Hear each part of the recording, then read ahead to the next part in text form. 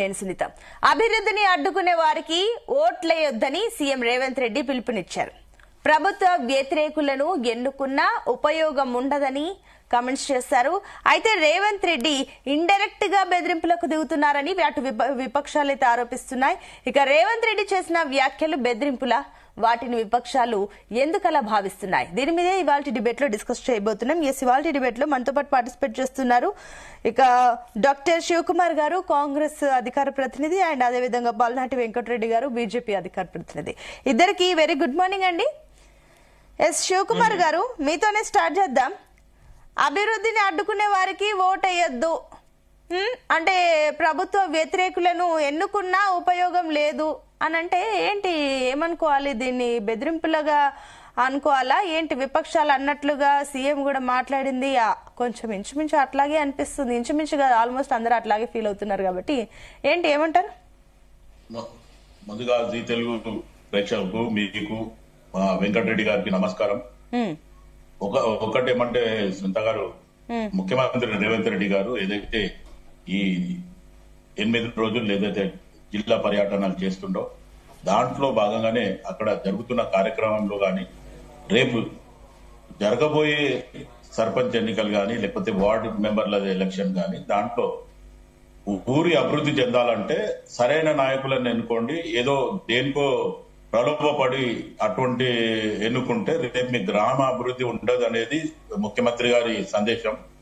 ఏదో భయపెట్టడం గాని, ప్రలోభాలు పెట్టడం గాని అనేది కాకుండా, జనరల్ గా గతంలో 10 సంవత్సరాలు ఏదైతే స్థానిక సంస్థ ఎలక్షన్స్ లో ఇబ్బందులు జరిగినాయి, సర్పంచులు గాని లేకపోతే వార్డు మెంబర్లు గాని వాళ్ళ పరిస్థితులు ఎట్లుండంటే, అవసరం అయితే వాళ్ళు ఎవరైతే సర్పంచ్ గా గెలిచిన వాళ్ళు గాని, వార్డు మెంబర్ గా గెలిచిన వాళ్ళు గాని ఊరు డెవలప్మెంట్ చేయాలంటే వాళ్ళ ఉన్న వస్తువులు తాకట్టు పెట్టడం, లేకపోతే వాళ్ళ భార్య పుస్తెలు తాడు అవన్నీ కూడా తాకట్టు పెట్టడం, లేకపోతే వాళ్ళు ఈ టర్మ్ అయిపోయిన తర్వాత ఆ అప్పు తీర్చడానికి ఎక్కడనో వాచ్మెన్ గా పనిచేయడం, ఇవన్నీ జరిగినాయి. కాబట్టి ఖచ్చితంగా ఒక స్టాండర్డ్ గా ఉన్న వ్యక్తి, లేకపోతే ప్రజా శ్రేయస్సు కోరే వ్యక్తి, లేదంటే సర్వీస్ చేసే మోటో ఉన్న వాళ్ళని ఎన్నుకుంటే రేపటి దినం. సరే, మీరు అన్నట్లు కరెక్టే. ప్రజాస్వామ్యంగా వెళ్ళాలి అన్నా, కొంచెం ప్రజలకు సేవలు చేయాలన్నా కూడా ఆ మోటో ఉన్న వాళ్ళని ఎన్నుకోవడం కరెక్టే.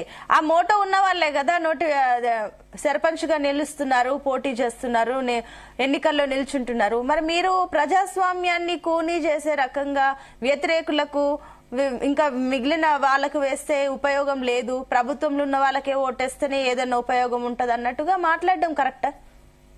అంటే ముఖ్యమంత్రి రేవంత్ రెడ్డి గారు చెప్పే దాని అర్థం ఏంటంటే, ఒకవేళ అభివృద్ధి చేసే వ్యక్తులను ఎన్నుకుంటేనే మీ గ్రామ అభివృద్ధి జరుగుతుంది, అభివృద్ధి చేయలేని పరిస్థితి. కానీ అధికారం వచ్చింది అని ఎంజాయ్ చేసేటోళ్ళు ఉంటే కుదరదు.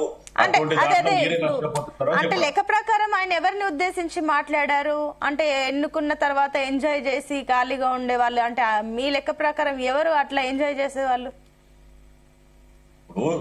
కొంతమంది ఆల్రెడీ సర్పంచ్ గాని, లేకపోతే ఇప్పుడు మనకు ఆల్రెడీ జరుగుతున్న సర్పంచ్ ఎన్నికలు గానీ, లేకపోతే వార్డు కమిటీ ఎన్నికల్లో జెండాలు ఉండవు, కాంగ్రెస్ పార్టీ గుర్తుండదు, నా బీజేపీ గుర్తుండదు, లేకపోతే బీఆర్ఎస్ గుర్తుండదు, ఇంకా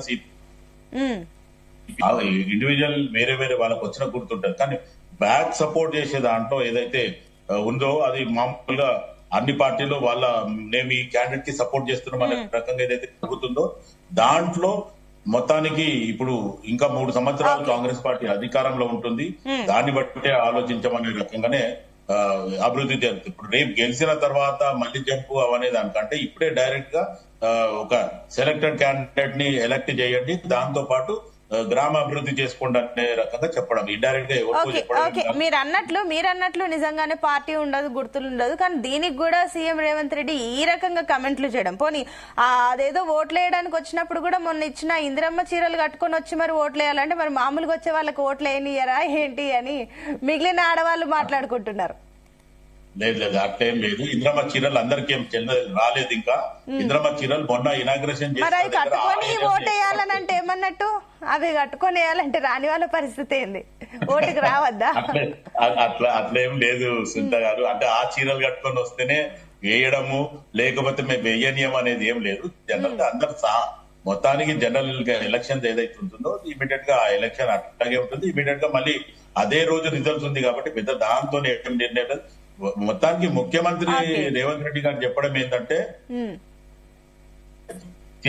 సర్వీస్ మోటో ఉన్న వ్యక్తిని